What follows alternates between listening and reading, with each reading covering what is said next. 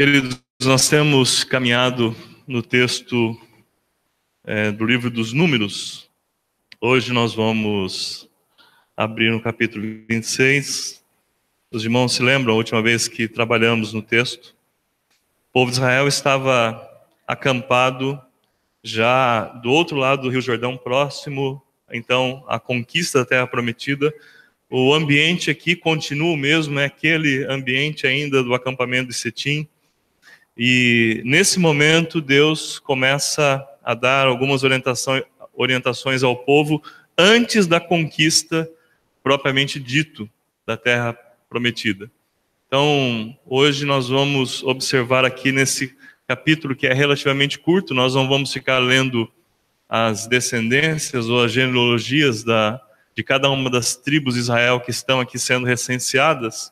Vamos apenas passar pelos pontos principais desse texto que nos desafia a entendermos a ideia principal, que é os últimos preparativos antes da conquista da Terra Prometida. É importante também lembrar que a Terra Prometida é um símbolo da própria Jerusalém Celestial, do nosso lar celestial. Se o povo de Israel durante 40 anos foi peregrino no deserto, se esse povo ali caminhou justamente buscando a Terra Prometida, a palavra de Deus diz que nós também somos peregrinos.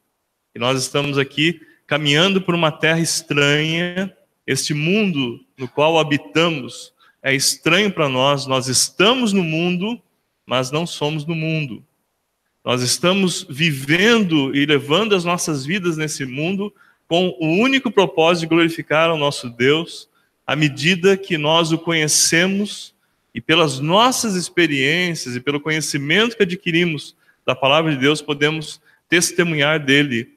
E vocês serão minhas testemunhas, é o que Jesus diz aos seus discípulos. Portanto, vão e façam discípulos, ou seja, ensinando essas outras pessoas que ainda precisam conhecer a graça salvadora de Cristo. Nós temos esse compromisso, nós temos esse papel antes de chegarmos ao nosso lar. O nosso lar não é aqui.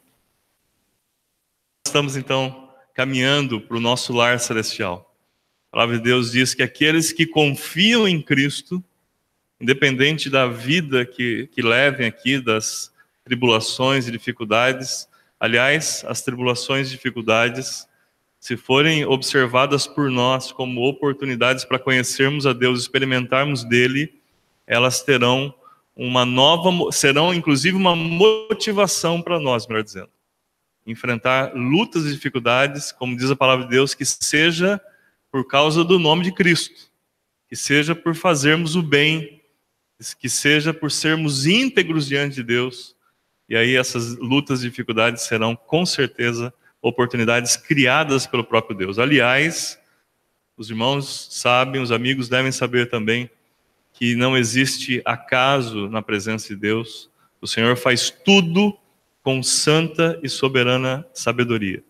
E nesse processo, Ele providencia tudo o que precisamos, inclusive as lutas e as dificuldades. Obrigado, André. Deus abençoe.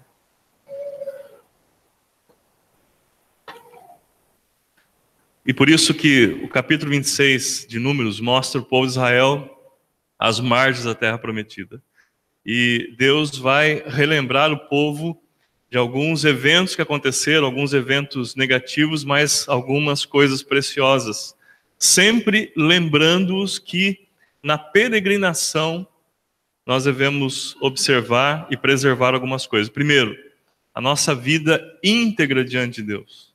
A nossa motivação plena, total na direção de Deus. Quando o Senhor Jesus, por exemplo, diz que nós devemos nos converter, quando a palavra de Deus diz, arrependei-vos e convertei-vos para que sejam apagados os vossos pecados e venham assim os tempos de refrigério pela presença do Senhor, isso é um indicativo de que paz nós só começamos a experimentar de verdade quando nós voltamos as nossas vidas na direção de Deus. Enquanto o ser humano não reconhece Jesus, ele não se volta para Deus. E enquanto ele não se volta para Deus, ele continua caminhando, se afastando do Senhor cada vez mais. E o resultado disso é dor, aflição, angústia, medo, falta de esperança. Mas quando a pessoa se volta para Deus por meio de Cristo, seu coração começa a experimentar alegria, graça, paz, esperança, tudo isso porque o primeiro aspecto que Deus cuida de providenciar para nós é a sua salvação. A salvação sempre foi e sempre será o primeiro passo na vida de alguém ou de qualquer pessoa que queira andar com Deus, que queira experimentar do Senhor. Por isso, antes de entrar na Terra Prometida, o Senhor propõe um tempo de reavaliação. E eu e você temos o privilégio de reavaliar as nossas vidas todos os dias. Como nós vimos nos estudos de PGM dessa semana, nós temos sempre alguma coisa para ser restaurada por Deus. Sempre. Todos os dias. A prova é que todos os dias nós temos que clamar perdão da parte do Senhor. Alguma coisa precisa ser alinhada na nossa vida todos os dias. Por isso, todos os dias também uma oportunidade para avaliação. Por isso que o capítulo 26, acompanhem comigo, por favor. A partir do verso 1, o texto nos informa ou menciona justamente algo que tinha acontecido entre o povo de Israel por causa da idolatria que eles tinham aderido. O texto começa dizendo, depois da praga. E essa é uma informação importante por dois motivos, pelo menos. Primeiro, porque informa o que tinha acontecido entre o povo de Israel. A praga, apesar de ter sido liberada por Deus, ela foi consequência natural da desobediência, da maldade e da rebelião do povo. O primeiro ensinamento que nós encontramos nesse texto é que a disciplina de Deus, ela será sempre aplicada para corrigir os seus filhos. E graças a Deus que isso acontece na vida dos seus filhos. Porque quando os filhos de Deus passam por uma disciplina, eles sempre entendem em que caminho o Senhor quer conduzi-los. E o texto diz que depois da praga, o Senhor disse a Moisés e a Eleazar, filho do sacerdote Arão, façam um recenseamento de toda a comunidade de Israel, segundo as suas famílias. Contem todos de 20 anos para cima que possam servir no exército de Israel. Nas campinas de Moabe, junto ao Jordão, frente a Jericó, Moisés e o sacerdote Eleazar falaram com eles e disseram, façam um recenseamento dos homens de 20 anos para cima, conforme o Senhor tinha ordenado a Moisés. E aí o texto vai falar, ou vai começar a mencionar os descendentes, primeiro, ou iniciando por Ruben, e a partir do verso 8, nós lemos, o filho de Palu foi Eliabe, e os filhos de Eliabe foram Nemuel, Datã e Abirão. Estes, Datã e Abirão, foram os líderes da comunidade que se rebelaram contra Moisés, contra Arão, estando entre os seguidores de Corá, quando se rebelaram contra o Senhor. A terra abriu a boca e os engoliu juntamente com Corá, cujos seguidores morreram quando o fogo devorou 250 homens que serviram como sinal de advertência. Então, e no verso 11, a descendência de Corá, contudo, não desapareceu. O texto relembra aquele episódio da rebelião de Corá e como Deus interveio de uma forma não só poderosa, mas dura, ao mesmo tempo que justa. E o texto, como é peculiar da parte de Deus, não podia deixar de mencionar a graça. Porque apesar de tudo, a descendência de Corá ainda continua existindo. O que significa que Deus realmente disciplina, realmente implementa o seu juízo, mas a sua graça não deixa de atuar. E como a graça de Deus não deixa de atuar nas nossas vidas, é um convite maravilhoso para que nós reavaliemos as nossas próprias vidas, sempre debaixo de dois prismas. Primeiro, o prisma do pecado natural, no qual ainda nós estamos envolvidos. Então a pergunta é, qual é o caminho, ou que caminho eu tenho seguido na minha vida que desagrada ao Senhor? Lembrando também, queridos, aquela máxima de quando nós perguntamos o que agrada ao Senhor, ou quando desejamos fazer o que agrada ao Senhor, não é apenas para deixar Deus feliz quando fazemos algo que o agrada. É que fazer algo que o agrada é sempre o melhor para nós. Porque Deus se alegra com a justiça. Deus se alegra com o que é correto, com o que é bom, com o que é sempre melhor. Por isso, seguir a vontade de Deus em santa submissão é muito mais do que apenas submeter. É usufruir uma vida abundante. É uma pena que muitas pessoas tenham medo de submeter as suas vidas à vontade de Deus. É pena que muitas pessoas consideram o que estão praticando ou o que estão fazendo em termos de desejos pessoais como sendo muito superior à vontade de Deus. Enquanto que a vontade de Deus, assim como qualquer pai responsável que ama seus filhos, tem um único propósito: fazer com que seus filhos sejam bem-sucedidos. Não existe nenhum pai em são juízo que deseja que seus filhos se deem mal na vida, que se tornem mal-sucedidos ou que não se realizem. Qualquer pai em são juízo deseja exatamente o contrário: o sucesso, a felicidade, a realização dos filhos. Será que Deus é menos sábio e menos amoroso que nós mesmos? Será que esse Pai Celestial não quer absolutamente o que há de melhor para nós? Então, do prisma do pecado, Senhor, sonda a minha vida, sonda os meus pensamentos, vê se há em mim algum mau caminho e guia-me, Senhor, pela vereda da justiça. Uma oração tão antiga, mas tão necessária, tão real, mas precisa ser atual na nossa vida. Nós precisamos nos lembrar dela. E outro prisma pelo qual nós devemos observar a nossa vida é o prisma da graça.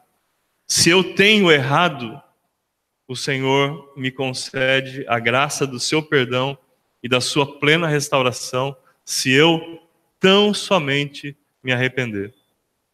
A graça de Deus, ela é fantástica pelo simples fato de vir ao nosso alcance, ou de estar ao nosso alcance, de vir na nossa direção. Eu não sei se você tem feito esse exercício de tentar vislumbrar o quanto Deus nos ama com a graça que Ele lança em nossa direção. Porque eu não mereço. Nunca mereci e nunca merecerei a graça de Deus. E quando eu enxergo dessa maneira, eu vejo o quão poderosa e imensa ela é. Voltando ao texto bíblico, mais uma vez, verso 11, a descendência de Corá, contudo, não desapareceu. Então o Senhor lembra os filhos de Israel do que tinha acontecido em termos de rebelião. Rebelar-se contra Deus nunca é bom. Primeiro porque Deus não pode ser resistido. Não há como você enfrentar a Deus. Você pode ter a ilusão de que esteja enfrentando, de que esteja realmente na sua rebelião, conquistando uma causa contra Deus. Mas isso nunca vai ser verdade. Porque Deus é todo poderoso, é todo sábio. E por incrível que pareça, mesmo quando as pessoas se rebelam e atacam a Deus, ainda assim Deus reverte isso para a sua honra e para a sua glória. E se Deus faz assim, quantas pessoas rebeldes contra Deus não se quebrantaram de uma maneira tão profunda que se tornaram seus servos mais exemplares? Isso acontece porque contra Deus não tem como, não tem como resistir contra Deus. Nesse aspecto que a palavra de Deus diz que a rebelião nunca será um bom caminho, mas precisa ser lembrado porque com Deus não se brinca. Aliás, no Novo Testamento nós temos sérias palavras a respeito disso. Uma delas é que de Deus não se zomba, aquilo que nós plantamos, nós colhemos. Mesmo os filhos de Deus colhem tudo o que plantam. O texto vai nos informar então as descendências, falando de Rúben, de Gade, falando dos outros filhos de Israel, os 12 príncipes.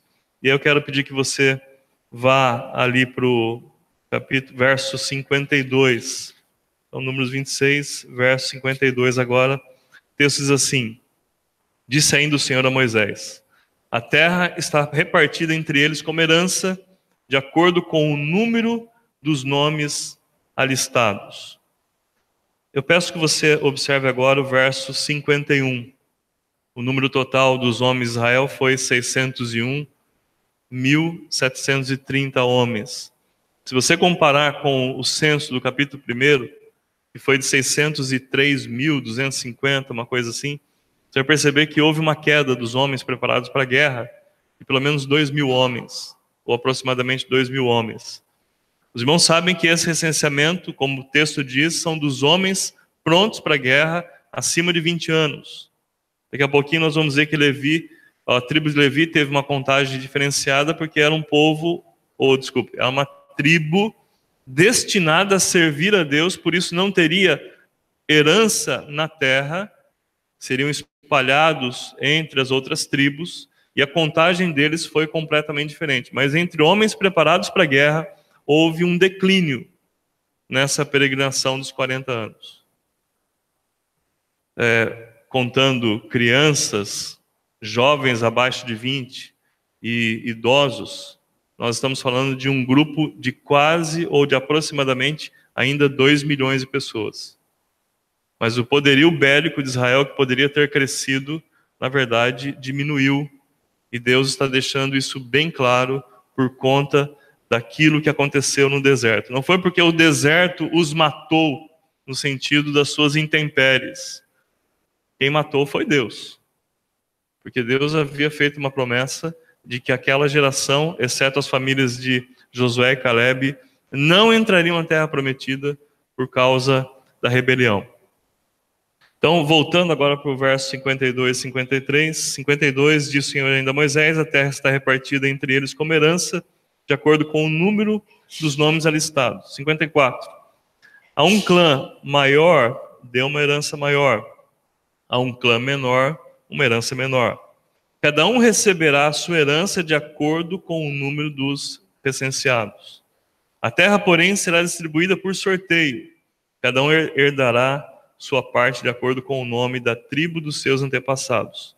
Cada herança será distribuída por sorteio entre os clãs maiores e menores.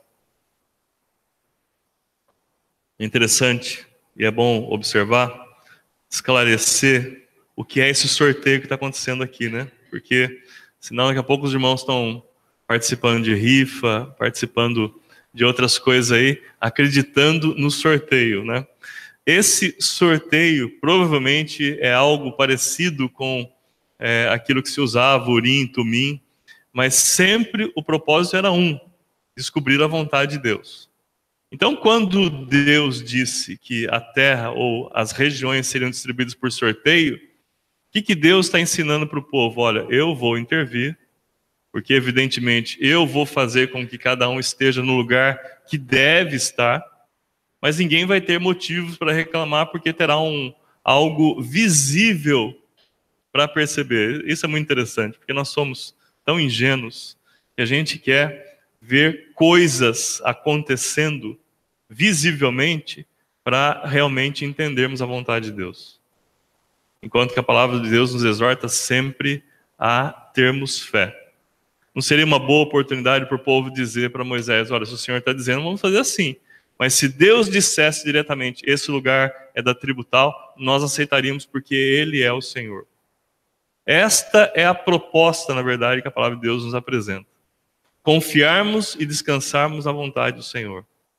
Uma das coisas que eu mais gosto de pensar a respeito disso é de como Deus faz a igreja. De como o Senhor Jesus edifica a igreja. Pensar que de todas as possibilidades, eu e você deveríamos estar neste corpo, nesta igreja local. E nós não somos, evidentemente, resultados do acaso, nós somos resultados da providência de Deus. E naquele contexto, Deus estava providenciando a distribuição, primeiro, de uma forma justa no que diz respeito ao número de pessoas. Isso não é comunismo nem socialismo, mas o Senhor está distribuindo a herança conforme o número de pessoas para que houvesse justiça nessa distribuição.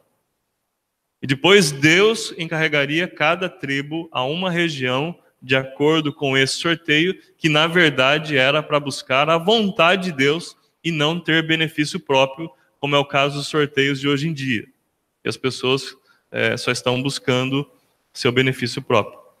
Qual que é o problema de uma rifa, por exemplo? Qual que é o problema da rifa? A rifa é algo que todos contribuem, mas apenas um é abençoado.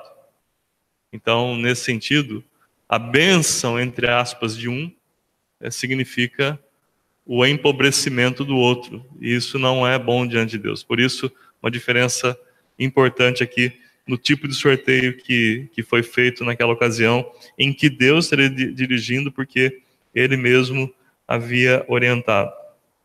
Feito, então, a divisão da terra dessa forma, observamos agora o verso 58, final dele, dizendo que Coate foi o pai de Arão, e agora o Senhor vai mencionar aqui, de novo, um evento relacionado ao povo de Israel. Verso 59, o nome da mulher de Arão era Joquebede, descendente de Levi, que nasceu no Egito. Ela deu à luz a Arão, Moisés e Miriam, irmã deles. Arão foi o pai de Nadab, Abiú, Eleazar e Itamar. Mas Nadab e Abiú morreram quando apresentaram uma oferta com fogo profano perante o Senhor. Um ensino importante, se Deus já tinha ensinado no começo do capítulo 26, que a rebelião nunca será tolerada por Deus e nunca será um bom caminho para nós, agora o Senhor está dizendo que independentemente de quem seja, ou seja, que você seja filho de Deus, o Senhor não aceitará ofertas profanas, ou uma oferta com fogo profano nesse contexto. O que isso significa? Que nós precisamos entender a nossa vida como muito mais do que uma sobrevivência. A nossa vida é um culto diário e constante ao Senhor.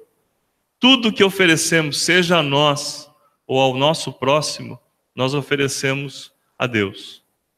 A dinâmica é mais ou menos como o que acontece com o pecado, por exemplo. Se você parar para pensar, absolutamente todo pecado que cometemos é contra Deus. Não existe um pecado que você cometa que não seja contra Deus. Cada vez que pecamos é contra Deus. Mas alguns pecados são contra o nosso próximo também.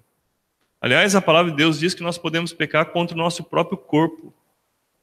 Em vários sentidos. Eu quero mencionar, por exemplo, o que acontece no relacionamento conjugal, quando o esposo ou a esposa acabam negligenciando ou pecando contra o outro. O apóstolo Paulo diz que por sermos uma só carne, quando pecamos contra o nosso cônjuge, nós atentamos contra a nossa própria carne. A ofensa contra o outro é uma espécie de suicídio que vai acontecendo. Nós vamos nos aniquilando enquanto atacamos ou atingimos o outro. E ao pecado contra o próximo. Mas nesse aspecto, o texto é muito claro de que Deus não tolera o pecado de nenhum dos seus filhos. Porque, graças a Deus, Deus não tem filhos preferidos, né? Todos nós somos amados 100% por Deus. Todos nós somos filhos amados do Senhor. Nesse sentido, somos todos iguais. Mas não se iluda. Você, filho de Deus, tem um compromisso com um Deus santo e justo e correto. Por isso, Deus não aceitará nada da nossa parte que seja profano. O que é profano? É algo secular? Não. Profano é aquilo que atenta contra o propósito para o qual nós fomos criados. Você já viu gente batendo prego com o cabo da chave de fenda? Pela risada, eu acho que alguns até já fizeram isso aqui. Tá certo, irmão, isso? Absolutamente não. Porque essa não é a ferramenta para você colocar um prego na tábua. A ferramenta que coloca o prego na tábua, vocês sabem, é o alicate, não é? Evidentemente, não, eu não estou fazendo isso não, queridos, brincadeira. É o martelo. Aí você usa as ferramentas corretas para as funções corretas. Você e eu somos vidas instrumentais nessa, vamos usar uma linguagem poética, musical, nessa orquestra de Deus. E aí nós estamos aqui para seguir a regência do Mestre, cada um cumprindo o seu papel. Eu dava muita risada quando a Noemi estava concluindo seu curso de piano, e tinha umas músicas lá que ela batia no piano. É uma música moderna, né? É um ritmo moderno, então tocava e batia no piano. Falei, gente, na madeira do piano. Mas batia, né? Então, para mim era totalmente esquisito. O piano foi feito para bater, não é um tamborim, não é um tambor, né? Mas quando nós não permitimos que a nossa vida cumpra a função, o papel para qual Deus nos designou, nós estamos profanando.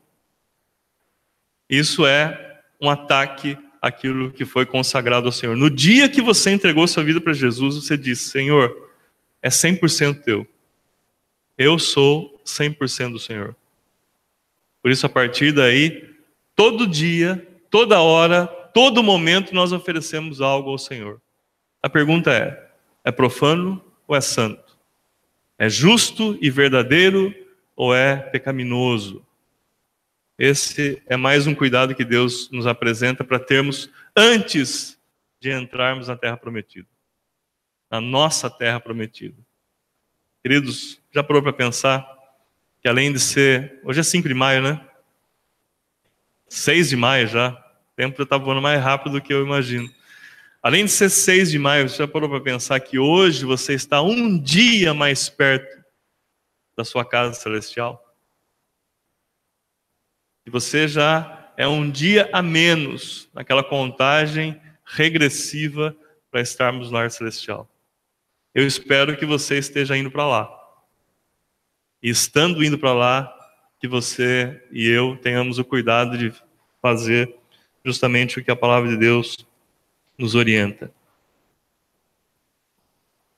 No verso 62 nós lemos, o total de levitas do sexo masculino de 1 mês de idade para cima, que foram contados, foi 23.000. Não foram contados junto com os outros israelitas, porque não receberam herança entre eles. São esses os que foram recenseados por Moisés e pelo sacerdote Eleazar, quando contaram os israelitas nas campinas de Moabe, junto ao Jordão, frente a Jericó. Nenhum deles estava entre os que foram contados por Moisés pelo sacerdote Arão, quando contaram os israelitas no deserto do Sinai.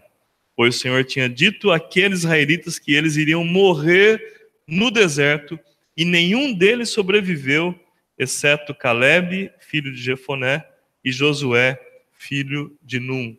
E o texto, ele termina aqui, dizendo justamente de outro princípio importante, que Deus sempre cumprirá a sua palavra. Passados 40 anos, talvez algum daqueles tivesse morrido ali, 2 dias antes desse recenseamento, 1 dia antes, mas morreu antes da entrada na terra prometida, como Deus havia falado. Quanto tempo para essa promessa em particular de Deus se cumprir? 40 anos. Mas se cumpriu. Por isso, tudo, absolutamente tudo que Deus promete, irá se cumprir. Por várias razões. Primeiro, porque Deus não promete, diferente de mim, de você, não promete nada que não possa cumprir. Ele tem poder para cumprir tudo o que promete. Também diferente de mim, de você, Deus é sábio e totalmente sábio para prometer apenas aquilo que deve ser cumprido. Isso é sabedoria. Sabedoria e soberania. Outro motivo. Deus, ele não erra e não falha. Por isso as suas promessas serão cumpridas. E quando pensamos em estar a caminho do lar celestial, nós estamos apoiando em algumas promessas.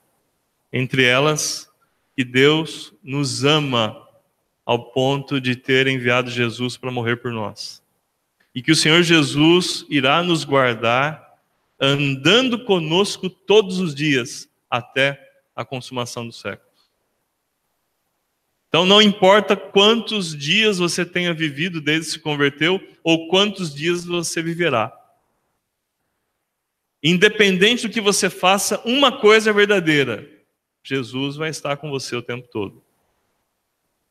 Por isso seria bom que nós aceitássemos esse fato, crêssemos nesse fato, porque isso tem potencial para mudar a nossa conduta, para nos fazer descansar e para nos fazer caminhar de uma maneira realmente agradável ao Senhor, como já disse aos irmãos, boa para nós.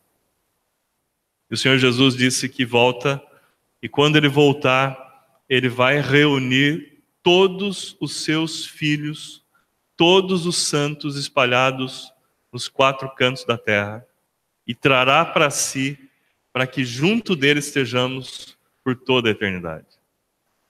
O nosso Deus promete, Ele cumpre. Por mais que você ache que algumas das questões que Deus precisa fazer na sua vida esteja demorando, não. Ele não tarda e Ele não falha. Ainda que alguns entendam por tardia as coisas que Deus quer fazer na nossa vida, não. Deus faz tudo no tempo certo. A partir de hoje à noite eu pretendo trabalhar com os irmãos a respeito de família, então os domingos à noite eu vou dedicar a falar sobre família. Hoje nós já vamos dar início a isso. Os irmãos que estão conectados no grupo da igreja já estão recebendo todos os dias um calendário de oração pelas famílias, que a Junta de Missões Nacionais implementou aí 30 dias de oração no mês de maio pela família, e todos os dias com motivos. Se você observar aquela foto, na parte de baixo ali do desenho, ou da imagem, desculpe, existem os motivos para você orar. Eu peço que você se empenhe e faça parte dessa campanha, e com certeza vai abençoar muito as nossas famílias. E orem também para que nos próximos domingos Deus dê direcionamento das mensagens para que nós possamos tratar de questões relevantes. Dito isso, eu encerro já minha palavra pedindo que você relembre esses fatos. Que Deus não aceita nenhuma rebelião e que rebelar-se contra Deus não é bom. 2, que Deus não aceitará nada profano, independentemente de quem sejamos diante dele. E 3, que Deus sempre cumprirá a sua palavra, a sua promessa. Essas são as 3 lições que nós podemos ter entre muitas desse capítulo 26 de Números. Que Deus abençoe os nossos corações, tenha misericórdia de nós e nos ajude a sermos prudentes enquanto caminhamos para o lar celestial. E aqueles que verdadeiramente estão caminhando para o lar celestial, digam amém. Amém. Vamos colocar em pé, queridos, vamos orar? Os que puderem, se coloquem em pé, por favor. Ó Pai, nós te louvamos por esse tempo que o Senhor nos dá, por essas lições tão importantes que o texto sagrado nos apresenta. E entregamos os nossos corações diante do Senhor, ó Pai, na expectativa, no desejo de que o Senhor nos abençoe, nos guarde, nos direcione, e assim cumpra a sua vontade na nossa vida, mas que os nossos corações estejam compromissados com a bendita verdade de que tudo o que o Senhor deseja e implementa para nós é bom, é perfeitamente bom.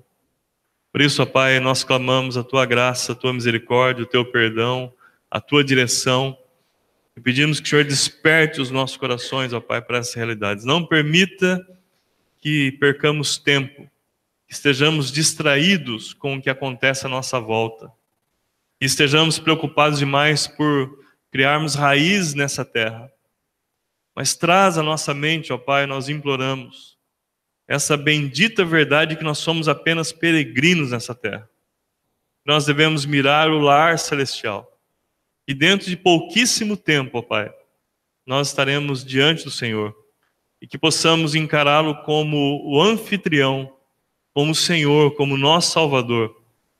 E tenha misericórdia para que ninguém que está aqui ou que esteja acompanhando esse vídeo tenha que naquele dia encará-lo como juiz de todas as coisas, como aquele que há de decretar a última palavra condenatória. Tenha misericórdia, ó Pai, e ajuda os nossos corações a seguirmos os princípios da Tua palavra.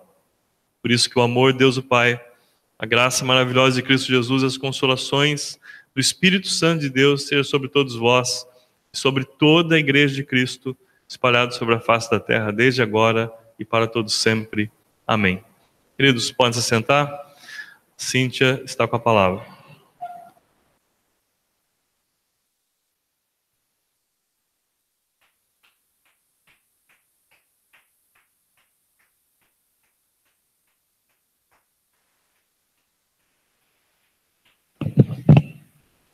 Estou aqui para dar um recadinho para as mulheres. Nós estamos lançando uma nova classe, né? Classe específica para as mulheres. Nós vamos trabalhar temas do universo feminino. Não só casamento e filhos, tudo, né? Então, talvez quem é solteira, sozinha, também pode participar. E nós definimos o livro. Vai ser Mulheres em Apuros, da Marta Pease. Só que eu precisaria saber quem vai realmente participar e se você gostaria que eu fizesse a compra do livro. Porque eu estou tentando negociar com a editora Fiel um desconto, se a gente comprar uma quantidade, sei lá, uns 10 livros, eu não sei exatamente quantas vão querer o livro. Então, se você deseja, me procure, custa R$ 42,90. Eu estou tentando um descontinho, tá? Não é muito baratinho, mas também não é caro, né, gente? R$ 40 a gente gasta, assim, muito fácil.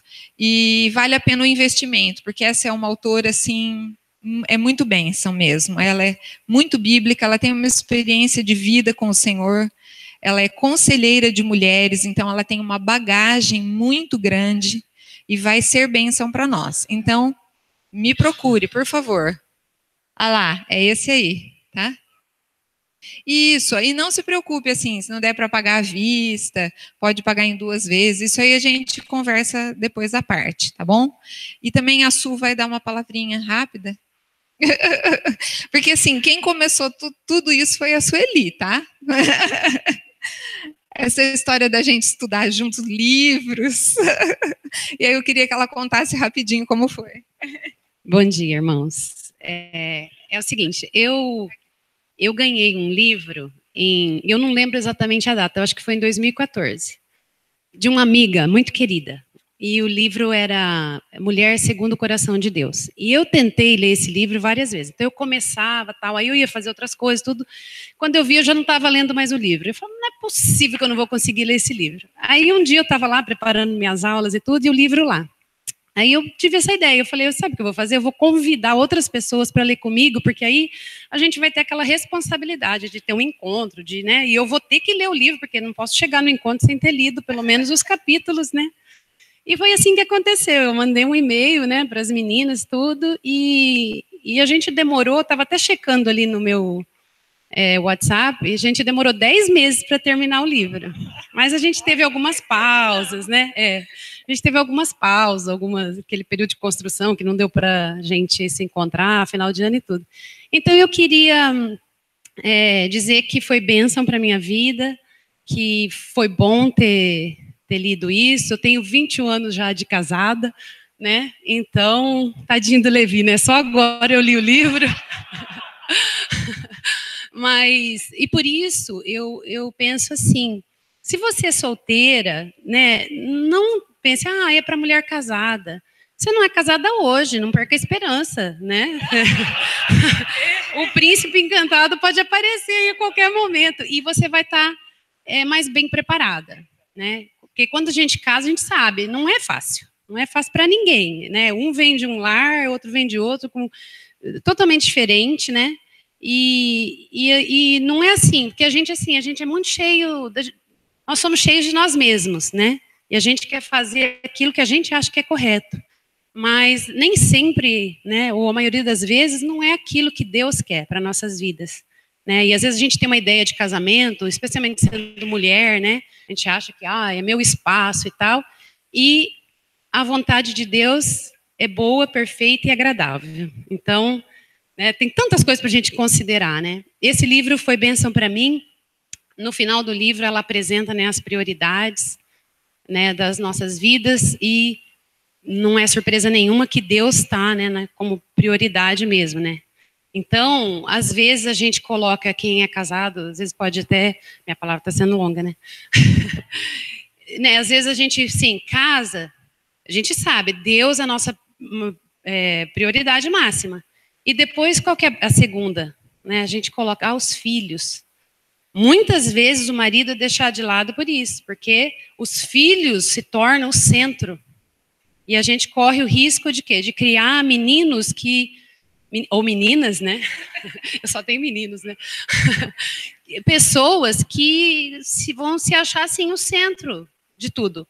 E vão crescer e vão descobrir que não é bem assim, e vão sofrer mais. Então, a gente só tem a ganhar.